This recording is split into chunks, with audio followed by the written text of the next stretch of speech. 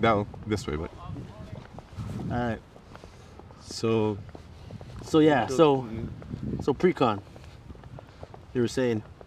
yeah, I think that the builders should have a certain amount that they can introduce, so that they can increase maybe some fees. But a lot of the pre-constructions, people are paying premiums right from the beginning. Yeah.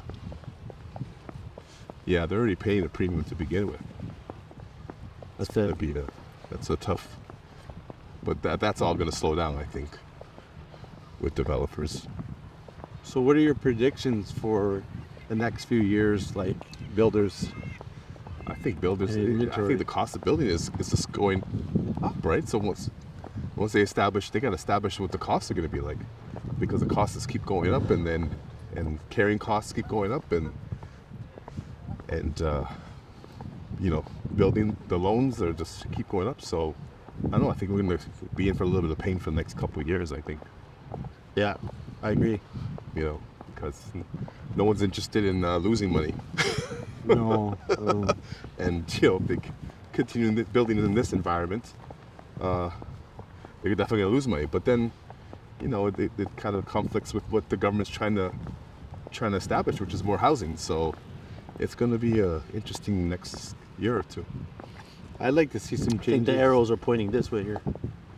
I'd like to see some changes in the land development charges that the governments are charging builders, because with some of the developers I know, that's one of the biggest complaints that they'll have is they sell a project and Yeah. by the time they complete it 3 years later, the development charges have Escalated. Yes. Yeah. Yeah, and those are the major municipalities. But however, the intensification projects, like the whole triplex and fourplex conversions, they are working to alleviate some of those DCs. So Right. I think in terms of intensification on existing product, they might see some relief. But new development from land to in terms of subdivisions. Yeah, unfortunately, the municipalities still dictate those increases. So, It's crazy because it's like there's so much volatility in the whole process of developing and building, and even like things like the permits and the site plan approvals. Like those planning costs have gone up with the cities. Dramatic. So it's like everything is going everything's up, going up. and we know that the immigration is going to be significantly increased. And right now, I feel like we're in an environment where the building has slowed down dramatically. Yes. So we're building less. We're planning to build less. Like from a builder's standpoint, Right. The government's trying to do whatever they can, obviously with affordable housing initiatives and all that. But Yeah. Interest rates are going up, but you know what's not interest going rates up? going up. So, Demand. House pricing right now. House prices not going up. No. Yeah. House pricing, we deal with a lot of custom built homes, Yeah. and we have some builders that have some inventory, and the pricing to reproduce those properties would almost be close to the price of the properties right now themselves, not taking into fact like the land costs. So I think the biggest value right now is an existing built product, because you got product that's already built, it's ready to go. Right now, to have to like buy a piece of land and build and through the go through all process. those costs, Yeah. it's just not making a lot of sense. And there's a lot of risk involved with A lot that. of risk, a lot of volatility, a lot of unknowns, and Yeah. something's wrong. Something's not right Yeah. in this whole process. Something is not making a lot of sense. Yeah. And the X factor is the amount of people we're letting in. I mean, I think the initiative was 500,000, and now we got reports of a million people. Like, Yeah. wow. that's not something to be overlooked. I mean, For the first time, the GTA kind of reminds me of Windsor in a sense. Like, I don't know if you guys followed the markets, but let's say 10, 15 years ago, people were buying properties for 150,000, maybe 200,000. And I, coming from Mississauga and Toronto area, I'm like, you can't even rebuild those houses for $150,000, and you're buying a home on a lot that, Yeah. they're older, but they were paying $150,000. Ah. And right now, like I feel like the That's same what I'm thing is saying. happening here Yeah, Even- on a larger scale. on a much Large larger And scale. even if you look at some of these multi-residential buildings, like, Yeah. you know, like what is the cost to rebuild that? That's where I see the most amount of value right now is Yeah, like I agree. buying an existing multi-residential building where, you And know, updating it. and then just updating Yeah, it. I I agree. think that is I agree. right But now. the updating is not gonna be cheap either. No. It's gonna be quite costly these days. It's not with- that it's with the cheap, price. but it's just what does it cost to build? No, Yeah. absolutely. You know, like what is the cost to build, and like with the market being the way it is on resale product right now, it's you can get some deals. So you're taking the deal factor, you're taking the build cost factor of inflation, and how much it doesn't make sense to build. It just, you know, it's making a lot more sense right now to operate in the existing resale market, which I think, like at the end of the day, when you talk about immigration and how much people are expected and the fact that we're not building, like I just still see a significant housing crisis escalating. You know, right now, Yeah. you know, there's a economic crisis that's affecting everything, and prices and all that are kind of coming down, and people are struggling with inflation rates. But at the end of the day, we're still not addressing the core housing problem in Yeah. terms of, you know, I know as far-fetched as it sounds, I still think people complain about the prices that we're living in here in the GTA, but I think there's still room for those prices to go up even higher, just based on the market fundamentals. So, and that's a pretty scary thing to contemplate, because we're already at our wits' ends in terms of affordability. So where does the investor invest their money right now? Are they talking about building new products? Like, from the sounds of it, it's just the cost to build it is more than what the market is willing to bear. my thought is existing builds and density, adding density to existing properties, and, you know, just optimizing the buildings, optimizing rents. I think that is, you know, the more density you can get in a. So multifamily residential, I think so. Yeah, BRRRR strategies. additional Yeah, like I suites. mean, the BRRRR Add strategy might additional not be suites. working as well as it used to, and it might not be working, Yeah, you know, because at the all in rates- terms of doing it and in it's, terms of ensuring cash flow. But it's still, I think, a really good strategy, because, you know, everybody at the end of the day needs a place to live, and everybody's willing to pay $1,500, $2,000 Yeah. to live. You know, like that's not going to go away no matter how bad the economy gets. You know what I'm saying? So just focusing on that kind of product and those kind of opportunities where, you know, you're actually creating density. Like I think, Yeah, you know, who's creating more housing really, right? If the builders are kind of at a standstill with some of the new product they're building, and, you know, like I think looking at existing properties and intensify. optimizing them, adding units, Yeah. like I think the opportunity is for the, you know, medium to larger investor who's, you know, increasing density on existing properties. I think that's, you know, like if you take all the properties in a certain area and you add another unit, that's huge, right? Yeah, no, I agree, Absolutely. and I think that strategy works well with what the government's trying to achieve as well. So, Yeah. you know, as developers, we have to work in unison with the powers that be. You know, you want to work with them and not against them. So I think that thought process is very valid. Let's walk here, I guess. 10 minutes. Yeah? 10 minutes? That's a quick 10 minutes. Where do you want to go next? Then we'll just go back, we'll just walk back to the office. What else do you want to talk about? Is there anything So- key points that's like are important? So for the discussion, I think, you know, we're just talking about how land is not a good play right now. Well, I mean, yeah, it isn't right. Yeah, I think land is still a good play if you can get a deal, yeah. and If you can hold. What's the deal? If your pockets are deep. What's the deal? I mean, That's true. How are you evaluating what a deal no, I is? think right now land is actually like I think land is probably more interesting right now to a lot of builders, because they know the process is going to be 3, 4, 5 years. So they're just looking at it from a, you know, they'll buy it now, that was the thing, you know, from my understanding, it's like builders used to want to buy ready to go land.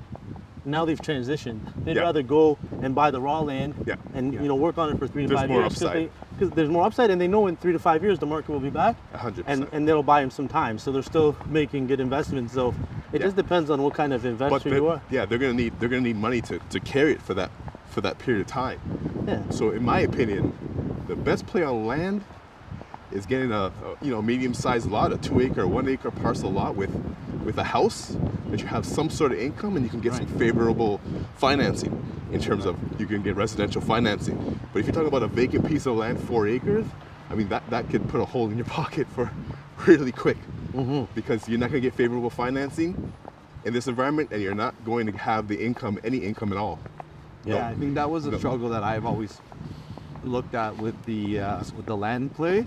Yeah. And I'll be honest, like I was wrong in the past, because the returns on raw land had just been 10 times, 100 times. Astronomical. Yeah. So it's just been like absolutely incredible. But it's a game you need a lot of. Oh, I gotta go this side. Sorry. Yeah. Forgot to sandwich you in there. Yeah, we messed up the sandwich. the Yeah, you sandwich. got to go on the other side. You got to go on the Oh, other yeah. side. Yeah. Catch the mic. Oh, yeah. sorry, my bad. Yeah. Oh, yeah, Forgot yeah. the wrong side. We don't have to sorry. record on the street or anything, but we'll do a couple more little bits and then we'll wrap it up. No, but I think, in terms of the demand for land, I mean, but who would have anticipated that rent would have, in some cases, triple in a matter of 4 years, right? Like that's just insane. Have they tripled? Well, Maybe doubled, or maybe more than double. Well, I don't know. The rent I'm getting is more than double. more than double. Well, yeah, more than double. So no, not triple. I think the little bit triple. double. I think the triples and the 4 times is like converting 2 bedrooms to 1 bedrooms, or 1 bedrooms to a couple studios, increasing the density. I think Yes. that's the way that they're really doing that. Yeah. Charging for parking and laundry, any of those kind of things that you might be able to. So we're getting back to the same idea. It's density. That D word keeps coming up.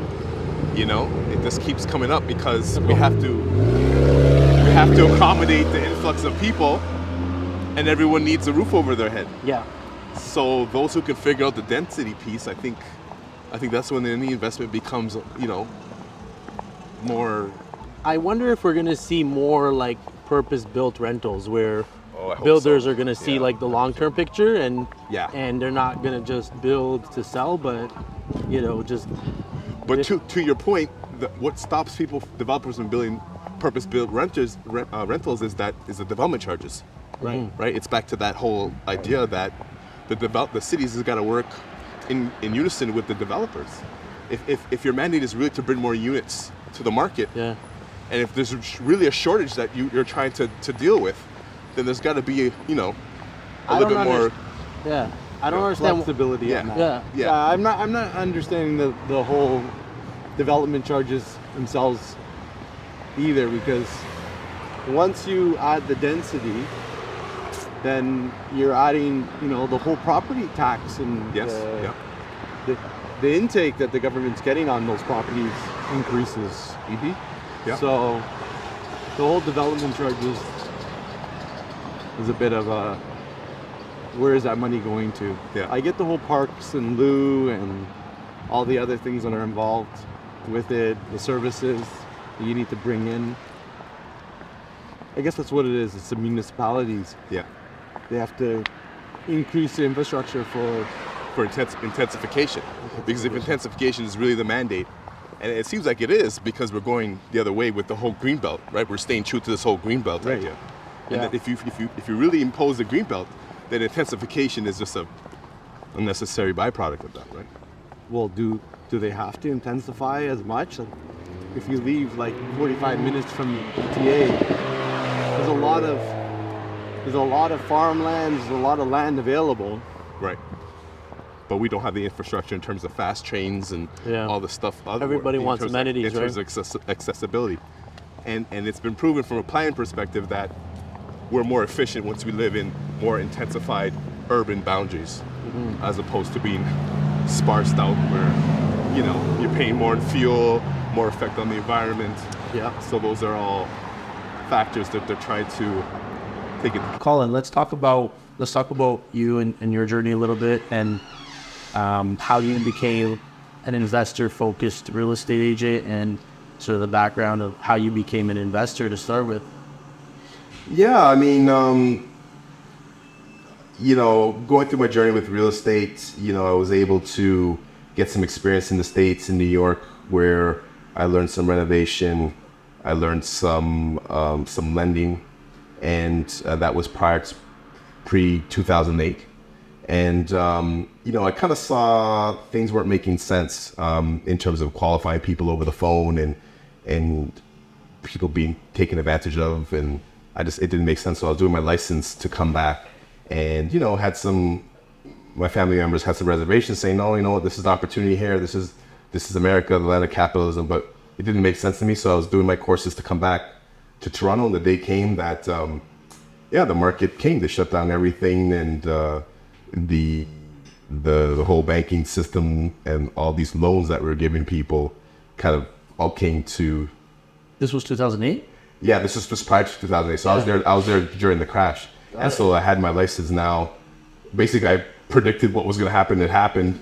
Moved back to Toronto and started working with my peers. But I was young, and my peers at that time, didn't really jive with the whole investor situation, where they all wanted to line up around the block to buy new construction. They wanted the latest and greatest stuff. And I always knew in my heart that investing was the way to go. So what really changed my life was the day that Rich Dad Poor Dad showed up at the house, and I read it from cover to cover. And that book really solidified things for me and changed my life in terms of, learning how to become an investor and what an asset is and what a liability is. And it really changed my mindset. And it was something that was missing. It was the piece that was missing for me. And there was a real aha moment. And then I proceeded to learn about the cash flow quadrant, his second book, Robert Jendrzejczak's second book. And then it focused on the left side and the right side of the quadrant. And the right side focuses on being an investor and entrepreneurial versus and big business. Yeah.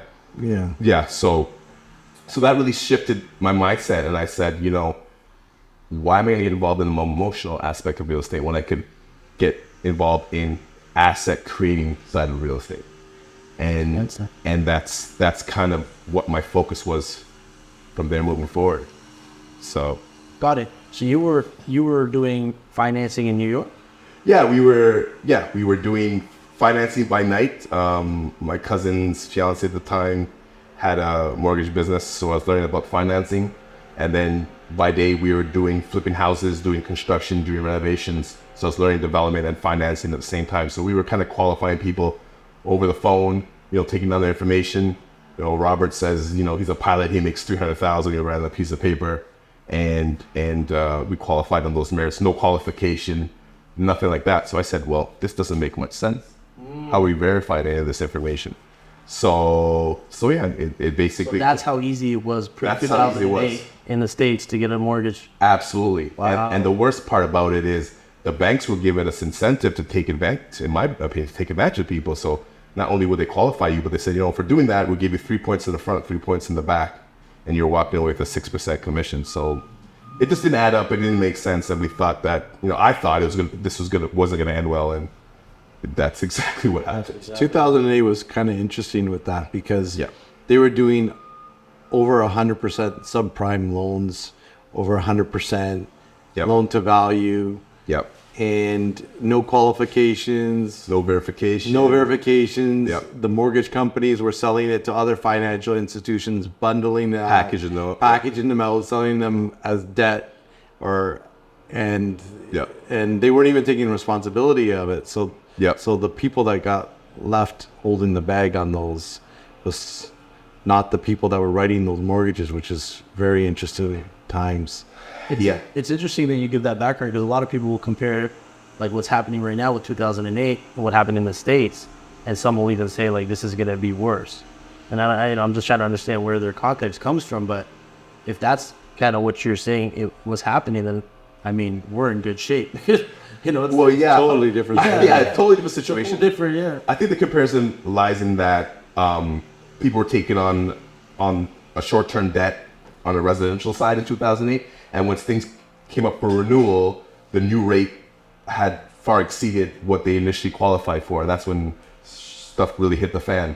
And I think they're projecting the same to happen on the commercial side of things in terms of multifamily, where you have bridge financing, and under this new environment with inflated or higher interest rates, they're projecting that then the same is going to happen, that people won't be able to carry this new loan. They won't qualify for this new loan, which is going to be an influx of commercial properties coming on the market. So, yeah, I think that's where the comparison is. I think it's going to be, it all depends, because Yeah. there's always a buffer that the banks, usually want between the cash flow, the debt service ratios. So I could see in Ontario, at least, that, if they're maybe positive cash flow, now they're going to be negative cash flow, but Yeah. is that really going to make somebody sell them? Potentially. Right. I mean, I must say, experiencing both markets, I would have to say the banking system here is way more conservative than that in the States. So, people try to look to the States and compare the two. It's a totally different qualification, totally different market. So that's what I'm saying. Yeah, The it's qualification not close. process based on what you're saying is Yeah. completely different. Yeah. I think their mortgages are longer too, like when they do their terms. Yeah, the terms of 30 years. I mean, the beauty about them in this scenario here is if they signed on for a 30-year mortgage, it's a 30-year mortgage. I think the issue we're going to have here in Canada and the GTA is we have signed on a 30-year mortgage, but every 5 years, there's a new term. Right. And that's what the concern is, that you went from a 2% now to a 6%. Yeah. That is a legitimate concern.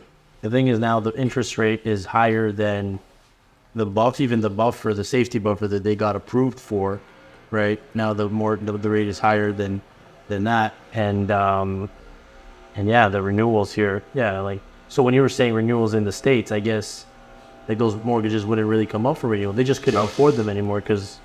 Yeah, well, yeah. In 2008, it was a short term, almost like a bridge financing, and then it came up for renewal within a year.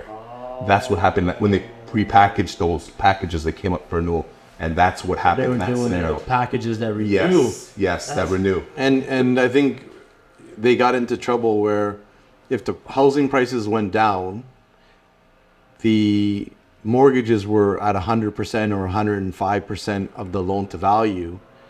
Why would you even pay it? Why would you pay the mortgage? You're better off walking away. If you have a $300,000 mortgage on a property that's worth $200, Yeah. Yeah.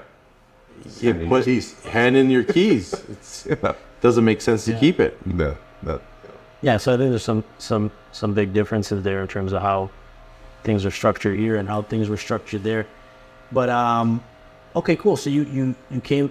Did you come back to Canada at that point? Yeah, I came back to Toronto right away. I had my license, and I just started, just trading real estate, helping friends and family, and going that way. But I soon learned that transactions are just that, transactions, and the real wealth is created in ownership of real estate. Yeah. And in doing different strategies in real estate. That's where you accumulate the real wealth. Yeah.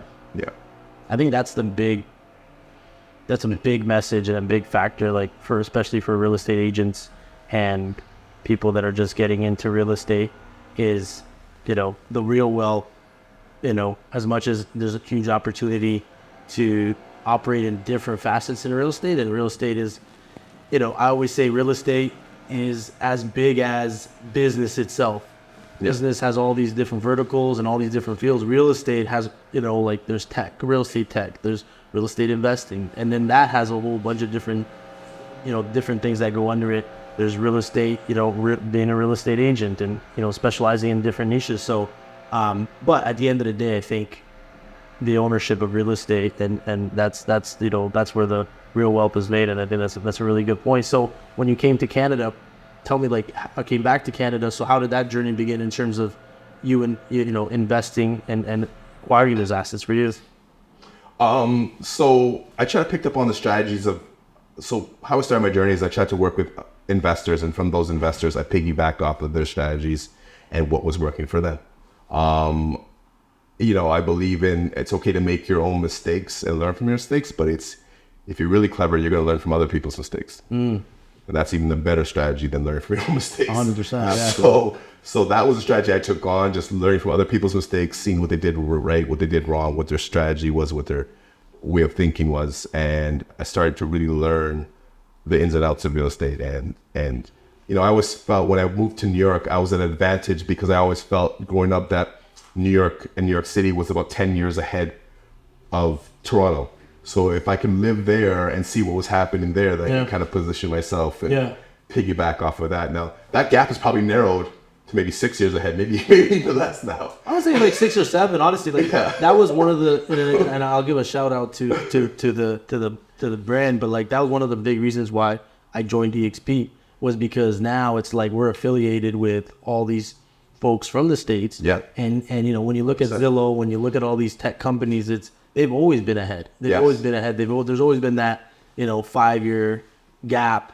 But you're right. Maybe it's narrowed down now, but just being able to affiliate ourselves and gain insights from them and kind of work together in collaboration with people on the other side of the border, I think it just gives us that much more of an advantage when you come back locally and bring all that to the local market. I think the U.S. made some mistakes though with the way that they set up their real estate associations, and for instance, the whole thing with Zillow, like for Zillow to actually come out and be the dominant search engine that people are checking out houses instead of realtor.com or .ca.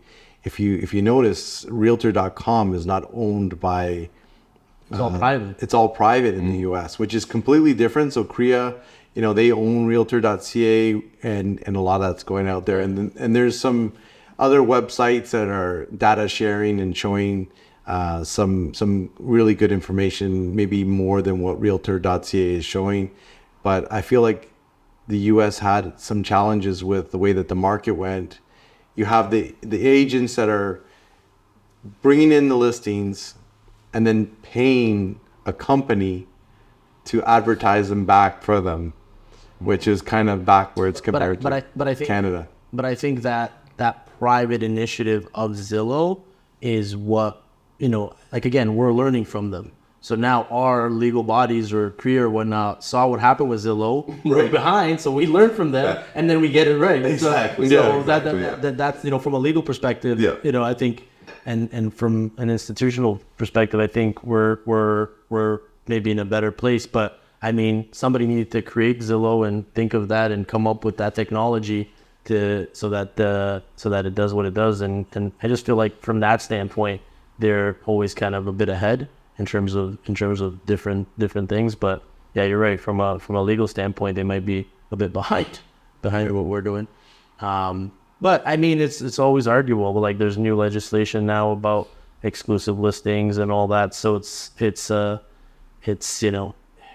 always this. Now we got I guess podcasts under regulation.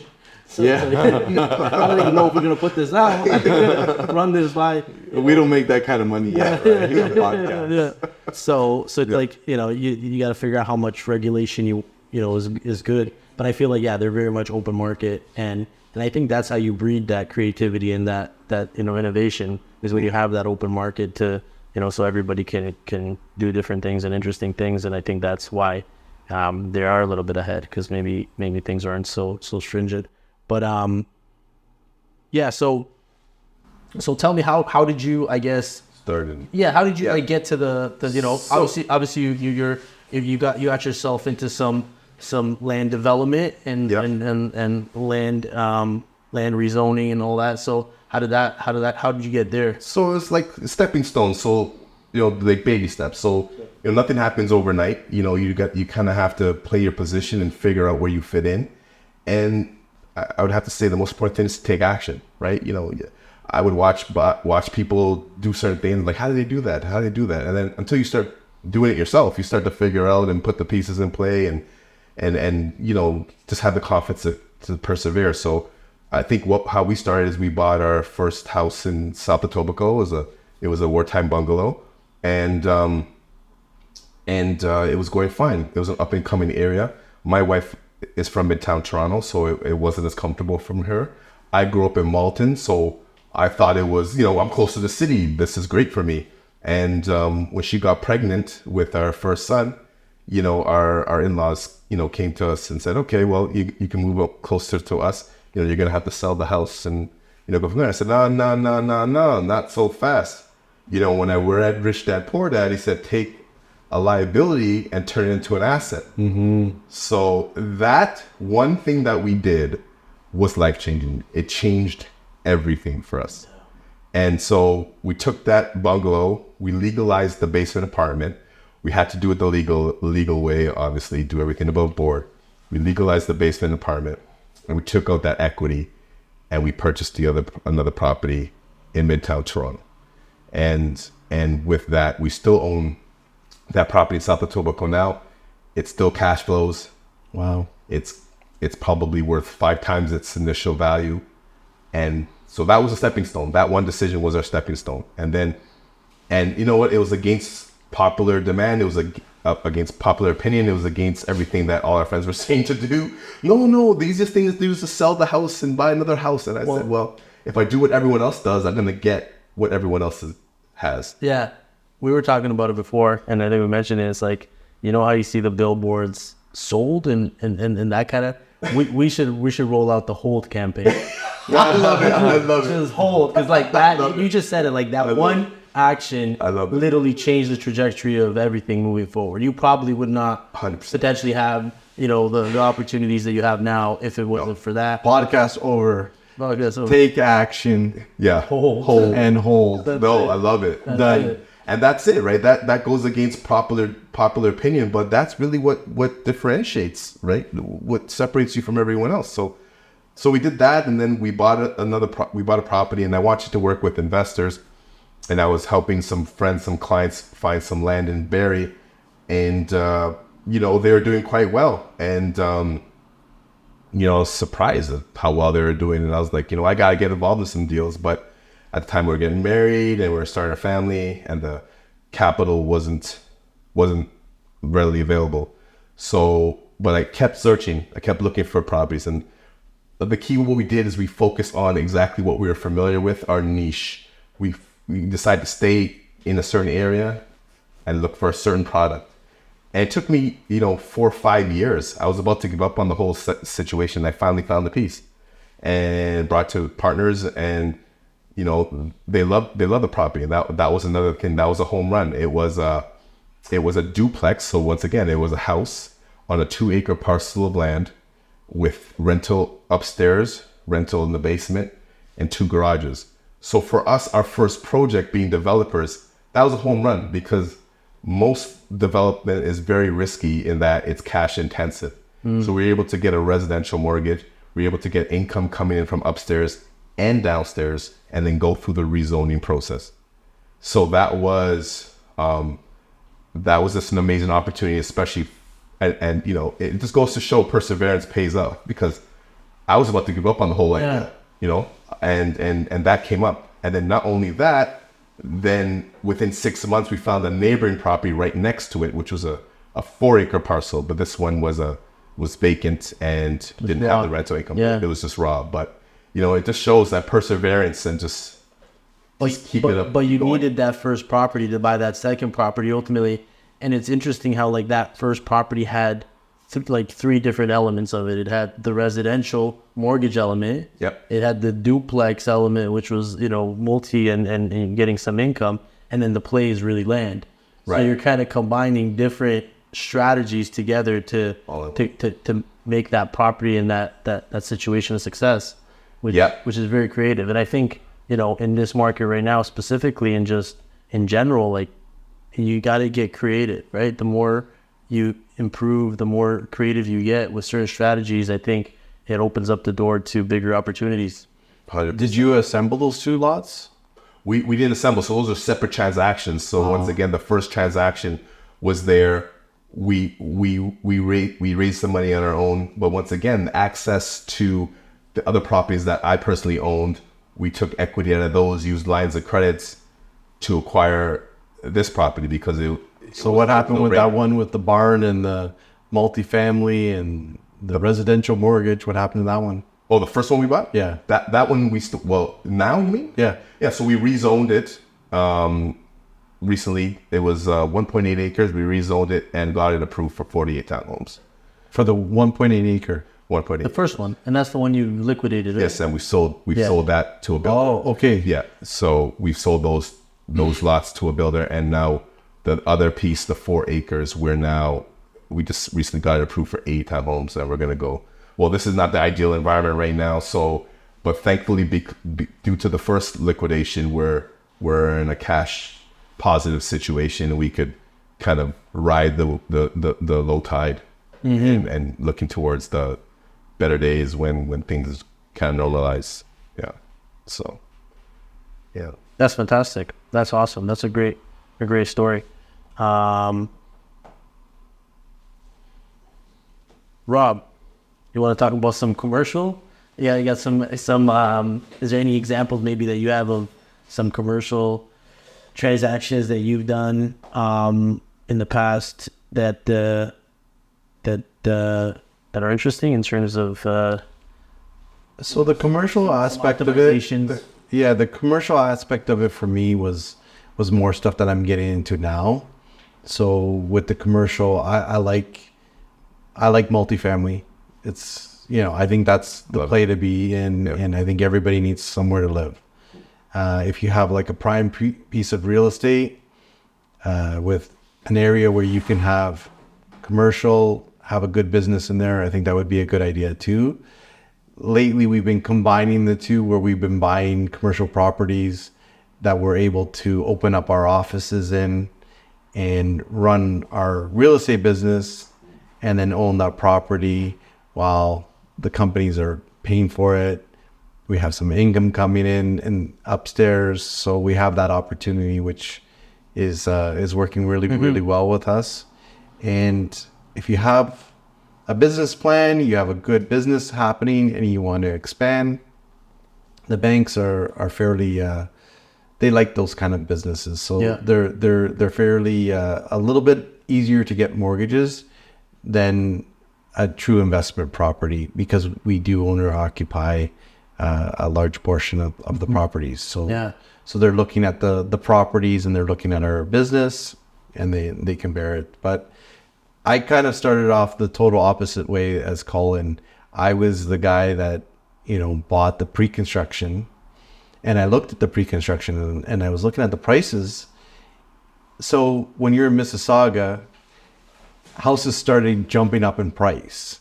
And I remember looking at properties and saying, wow, if that was in Mississauga, that would be like $600,000, but it wasn't in Mississauga.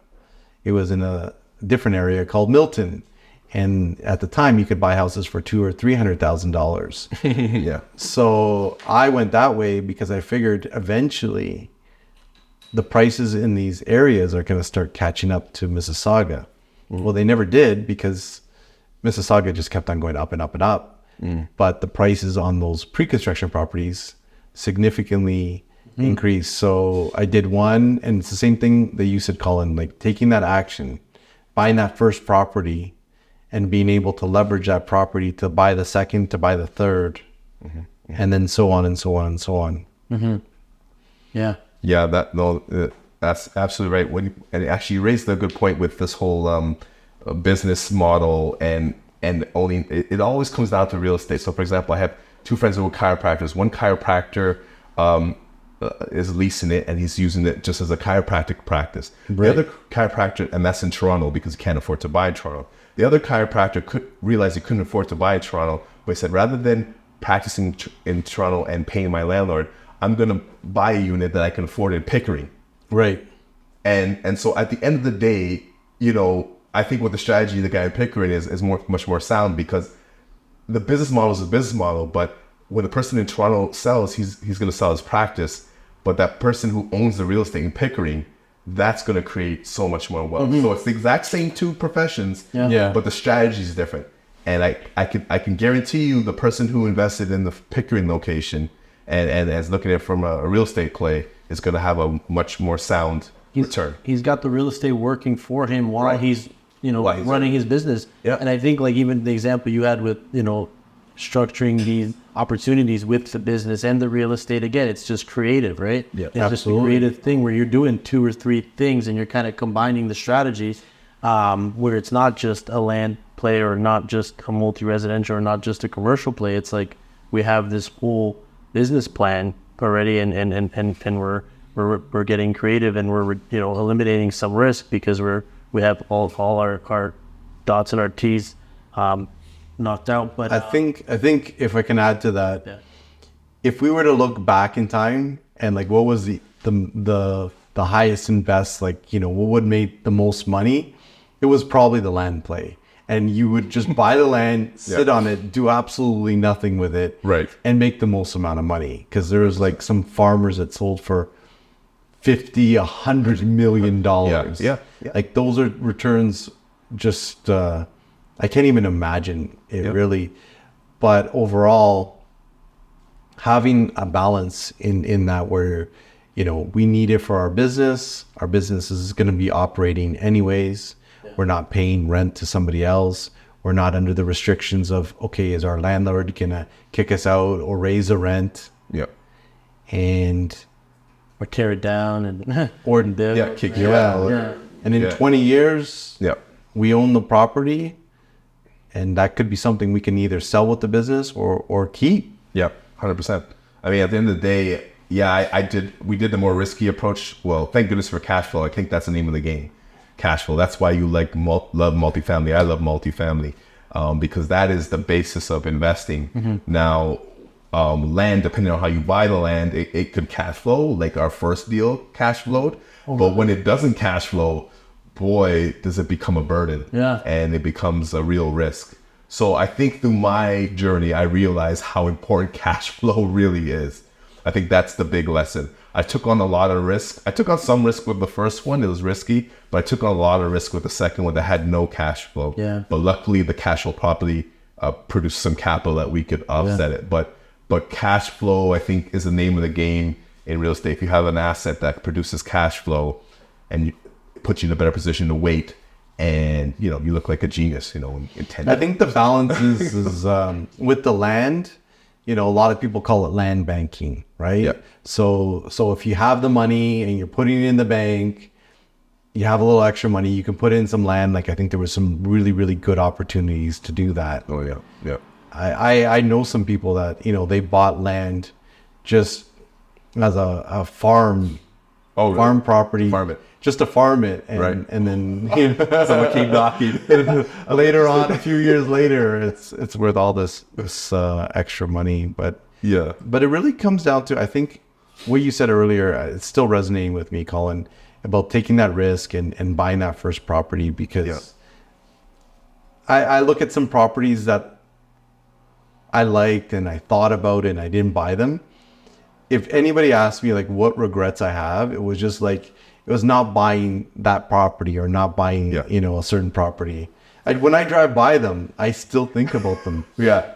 I hear that a lot, like not buying enough. And I heard the other big thing for investors that they regret is selling. Yes. So back to your idea of instead of sold, hold, because that is one of the things that a lot of investors, you sit down top and say, I should never have sold that property. That's probably my biggest regret. I did a lot of improvements and renovations and stuff, and if I sold every property, if I held every property that I had and put a tenant in the basement, then it's a whole different ballgame. So the selling, it's like, that's one thing where you learn from your mistakes in terms of doing it. Yeah, absolutely. Yeah. But that first one that you did was a home run. If you were cash flowing on that duplex for that land play, that was a godsend. That was a grand slam. It wasn't a home run. That was a grand slam. Like a World Series. Yeah, it did take patience and it did take persistence. So, I guess that's a life lesson, right? Mm-hmm. Never give up. Keep persistent. You will be rewarded. And that was the best case scenario for us, especially for our first deal, in terms of to mitigate risk and to feel confident in acquiring more and building. Because if the first one didn't go well, I'm pretty sure we'd be shaky trying to try to continue on that journey. So now you just got to replicate that. Replicate the formula. Well, that's the beautiful thing about it is, it's replicable, it's repeatable, right? Yeah. You could take your lessons that you've learned, take the lessons that Robert learn from Robert, learn from other Robert, and, formulate your own strategy and say, you know what, this makes sense, this doesn't make sense. And maybe we mastermind, and from our experiences, we could figure out, what makes sense and why it doesn't make sense. There's an algorithm, right? Like, I'm very familiar with the local market and certain locations and certain areas, and it's like it's an algorithm. Like, that, hey, you're gonna buy this plot of land, what it's gonna end up selling for once you build on it, right? And what you have to buy it for, and all the costs in between, and like I think with everything is just an algorithm, right? You like, if you can find a piece of land that there's a significant opportunity to rezone or to get site plan approval on, and there's a property there that will produce some income. Like, I think it's just all algorithms, right? And really fine tuning, and once you do it a few times, the numbers so well that you can execute on it and then just repeat it. So I have a story about that. When I first got my real estate license, I knew a few developers, and I brought them some properties, and I'm like, I got the best property, and I had the performance done, and they're like, Rob, we've seen this already. I'm like, really? They're like, come on, we're developers. Like, you think we haven't seen this? This property's never gonna sell. This is never gonna happen. Right. So, as much as I think there is an algorithm to it, I think there's a real like expertise that's required, and as much as it looked great on paper, like, these guys knew it was just never going to work. Right. So that's why I really like this whole scenario. Yeah. And then when I met Colin, and you were telling me that story, and there's more that you told me that we didn't even put on the podcast, but just this whole thing, I said, okay, if I want to get in the land game, how do I get in the land game? Invest with Colin. Right. Figure out a way to work together with Colin on these. It's all about those little niches, right? Yeah. Because everybody knows about like certain plays that maybe, are played out, but it's knowing those little niches. It's like, this pocket of Barrie probably better than 99%. I know this one street in Burlington, this one street in Oakville better than anybody because, you've been monitoring it. And, it's just knowing that, knowing the buyers, knowing the opportunities, knowing all that. I think that's where like you're saying, like, if you have something where it's been played out, everybody already knows about that opportunity, and it's just, it doesn't really make sense. But I think there's there's experts that are really zoned in on a specific location, a specific area, and they've done it. And again, they have that formula where it just mitigates a little bit more risk and makes it more feasible. 100%. I mean, that's kind of why I waited 5 years, because it wasn't that I couldn't find other properties. We were finding other properties, but the level of comfort wasn't really there, and we didn't want to take on more risk than needed. And I guess we were willing to wait 4 or 5 years to find something that we're absolutely certain on. Yeah. And you probably got that comfort because you've seen those transactions happen. Yes, you've over seen, and over again. Yeah. You've seen the buyers. You've seen that there was, a certain level of interest and demand in something, and you saw the potential. I think that's really where, the beauty is. I think some people try to simplify real estate and, like, hey, we're going to go buy this, legal basement home or whatnot. And I mean, those are great opportunities, but I think you got to really be an expert, right? A lot of real estate agents will try to sell everything and anything, right? And it becomes difficult, right? But when you have that expertise in that local market or that specific type of real estate, I think it's huge. And that's why, partnering with you guys and working with you guys, and everybody brings their own insight and their own knowledge to the table. It just allows us to really add value to our clients and to investors and to realtors. Absolutely. Doing it. Because there was a point in the market, especially, while COVID was happening, you would see a house come up on the market, and it would sell for $1 million, and then next month it was selling for $1.1 million. Yeah. And I saw a house flip like before it was sold for $300,000 or $400,000. So there was a point of time where things weren't making sense anymore. Yeah. Yeah. That, you know, I think there's a lot of speculation. Like, I think a lot of stuff that happened the last few years was a lot of speculation. I think what you need to look for is those windows. Like, when you know that, you know, this is selling for this, and then you can do this, and then it sells for this. Even if the market changes by 20%, you know that window is big enough that it'll absorb that 20%, and it still makes sense. And it's those opportunities where you know the market so well that there's enough buffer and margin that it still makes sense, right? 100%. I think those are the opportunities. I mean, that's really how you make money in real estate is you have to add value, right? You got to figure out a way of how you can add value. Yeah. Sometimes you add value by adding a basement apartment. Now we're adding value by doing laneway suites and garden suites. You know, so, you know, if you can figure out a way to add value and add value to a situation and add value to your clients. But I always said that there's nothing better and more productive and more efficient than adding value through the site plan approval and, you know, and just a stack of papers without touching a hammer. And like, you know, the amount of value and opportunity you get from that versus a renovation or an addition or anything like that is definitely significant. From a cost perspective.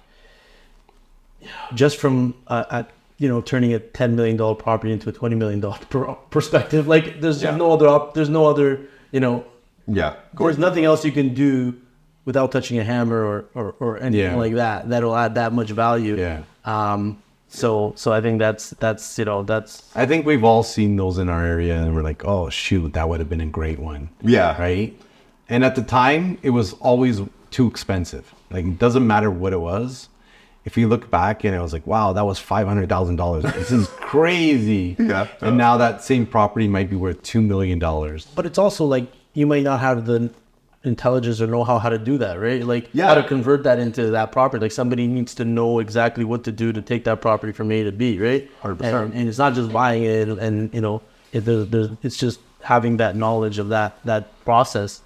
Is what it comes down to. I mean, I think that's what I love about real estate is like me being an ex-athlete and playing basketball and playing soccer and playing these sports. It's a team sport, right? You realize, you know, and that's why I put my children into sports. And not because I think my son's going to be the next Michael Jordan, but I realize the value in them from young, working with other people, working towards a common goal, promoting their strengths and realizing your weaknesses. And that's how we really get things done in the real world, in terms of the world of entrepreneurship and the world of real estate. That's how real value and real currency and money is being made. So basically what you're saying is we got to create the dream team. You can never lose, right? That's what it is. That's the bottom line, right? I mean, you have people who are competent in what they're doing, and you're willing to share ideas, and everyone, you know, kind of stays in their lane, right? I mean, I was a basketball player. I couldn't do it all, but I knew my strengths, and I knew my teammates' strengths, and I let them do what they do best, and I do what I do best. That's as simple as that. Yeah, no, for sure. And I think, you know, even with school, like a lot of people will, you know, talk about school, and for me, that's the biggest thing is just the social skills and the network that you build through school, through college, through university, whatever. I think, you know, that's the biggest advantage aside from like the education, because I think the education misses a lot of important pieces. But just being able to connect with people, network with people, and you know, I've talked to people that basically their whole career is based on the people that they've met in places, right? So it's not necessarily the education, it's just getting out and collaborating and meeting people. That's huge. That's a really good point, because I struggle back and forth with this whole idea of like for children, for private school as opposed to public school. And, you know, in terms of education, you know, people think the values in education. And I'm starting to think that, no, it's not really the value of education. It's in the value of private school system. You're going to school with Johnny, whose network is doctors and lawyers and entrepreneurs and construction workers and all these people. In public school, the network is not the same. So you got sweatpants and Crocs. So that's what I mean. The real value is not in education. It's in the network and the people that you rub shoulders with and who you're building with. So you know, it's an interesting kind of mindset. I think one of the most important lessons that I got out of school was not the curriculum. It was more about how to handle things under stress, how to write a test, or prepare for an exam. So it was like all those basic lessons that I felt like that helped me in my business, right? Because you need to handle stress in our business and multitask, right? Yeah. And that gave you the confidence and the foundation to say, look, this is familiar. I've dealt with this before, and this is just another layer, or, and it's funny, the more stress you're under, the better you perform under stress, I guess. So that's how it is. My kids right now, if they're ever nervous or anything like that, I'm just kind of like laughing. Yeah. This is the best education that they're going to get sometimes. 100%. Just working through those problems. Yeah. So we talked about the market on our walk. What do we think are like the trends right now? Where's the market at? Like, obviously, things are pretty interesting. A little bit volatile. We got the interest rates, have gone up a lot.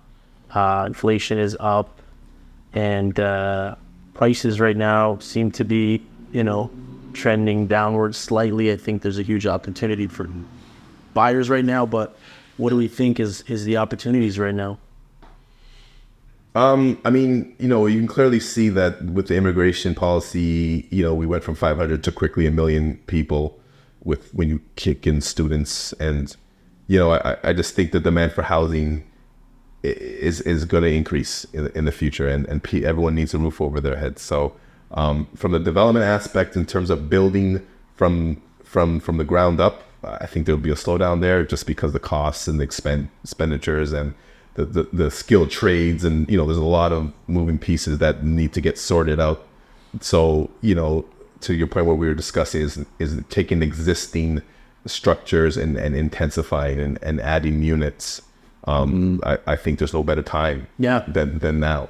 Yeah, we've had a thread going on for a while now, all three of us, about like what is the opportunity. Where do we see the market going? And I think that's it. I think it's, when you buy an existing structure in a market where things are trending downwards, you're getting that existing build, at a discount that you can't get right now because labor costs are up, material, like things are very expensive right now. So I think, from a buy perspective right now, it's the deal is in buying the existing property and then looking at how you can optimize it, and then what are some of the ways that you guys think are the best ways to optimize the existing property?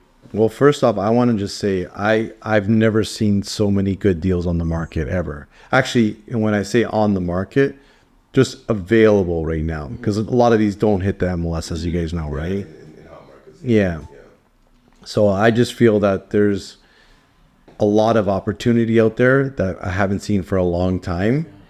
And there was a time where my investors are looking and they're like, they're getting aggressive. They want to buy. And I'm like, I don't see it anymore. Like, these prices are just skyrocketing. Like, how are we going to get this much more in rent and all this other stuff? And how's everything going to make sense? But right now, I think there's a huge opportunity. I've never seen so many good potentials that I would be interested in.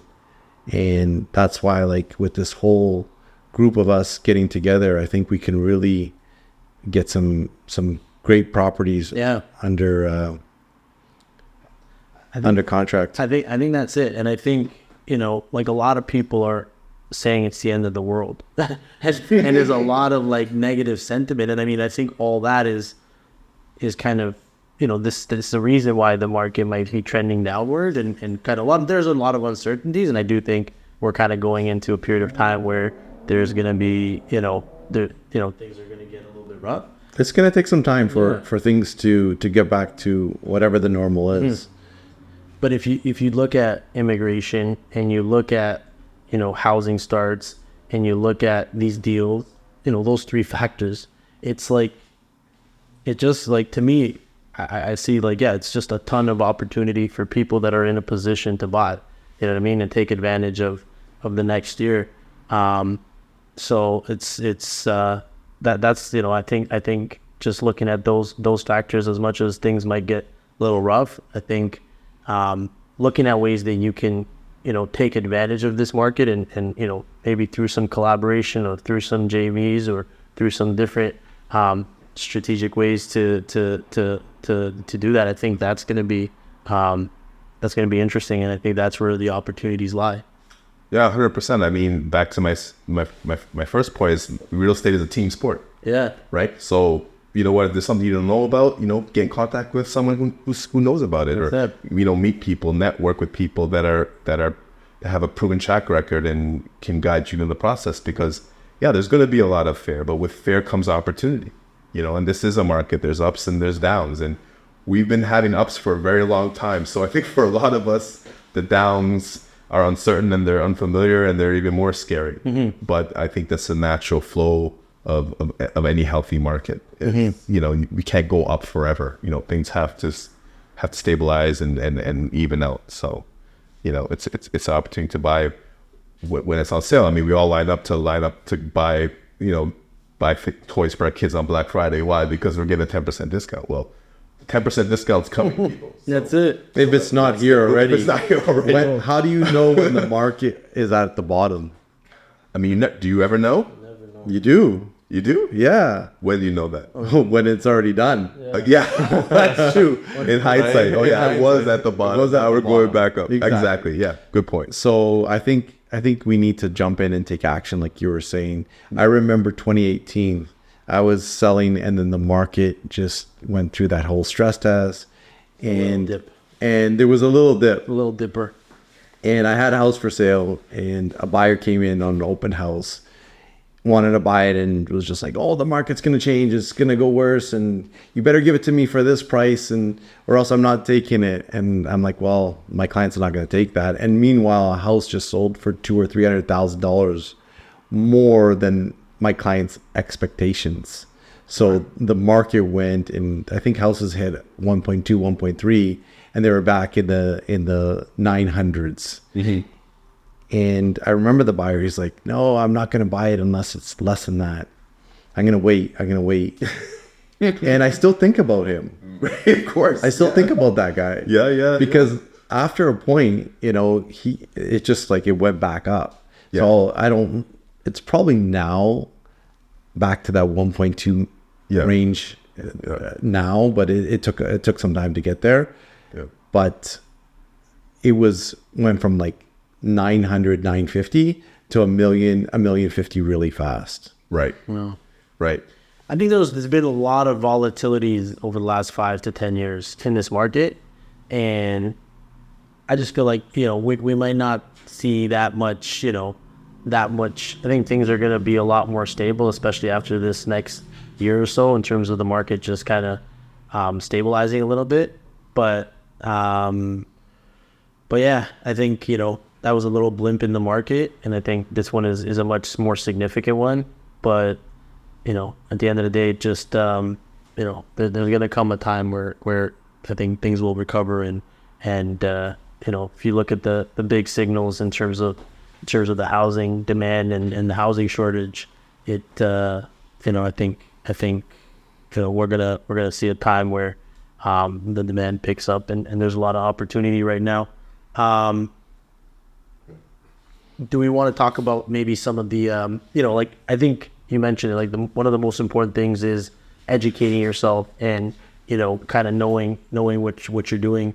One of the things that I look forward to working with you guys on, and some of the stuff that we're working is putting together, some sort of educational material, some courses for people to engage with and be able to, understand some of these different strategies and some of these different opportunities, and really just being on top of the market in terms of what as these properties come up and things like that.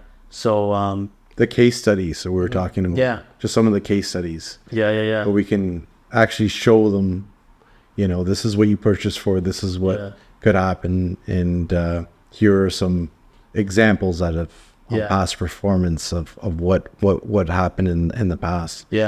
I think one of the things that maybe we take for granted in Canada, especially in Ontario, is a lot of people are homeowners in Ontario, where if you go to other parts of the world, a lot of people do rent their properties. And I think we're going to see a lot more of that here just because of the pricing. Like, how does these next generations come in and buy a property without the support of their mom and dad right now? 100%. And just to add on to that, I mean, I think one thing you listen when we talk about wealth is created through real estate. I said I was the holding, and it's because it's the accumulation of assets, right? When you own assets, it gives you options. It gives you accessibility to different things. And what you're going to find, and what we're finding already is, there's a division of the haves and have-nots, or the middle class is shrinking, and that's directly related to the assets that they own, because those who own multiple properties and have income producing cash flow and can leverage things and buy more assets, they're in a position to acquire more, right? Whereas the others who have not acquired assets and have not taken that leap, they're at a disadvantage now. And to your point, in places like Europe or other major G8 nations, if you think about the major cities in G8 nations, the Berlins, the Tokyos, the Londons, the New Yorks, I mean, we complain about our affordability, but we're still pretty affordable compared to those places. So to your point, it's like, you just have to, your mindset has to change. And I think we take for granted that most people do own here, but we are going to become a renter's nation as the States will as well. They're going to be in the same predicament. And I think this market transition right now is gonna what's gonna happen is, I feel like real estate is gonna get institutionalized where all the big players are gonna take advantage of this market, and a lot of people might get out of the game.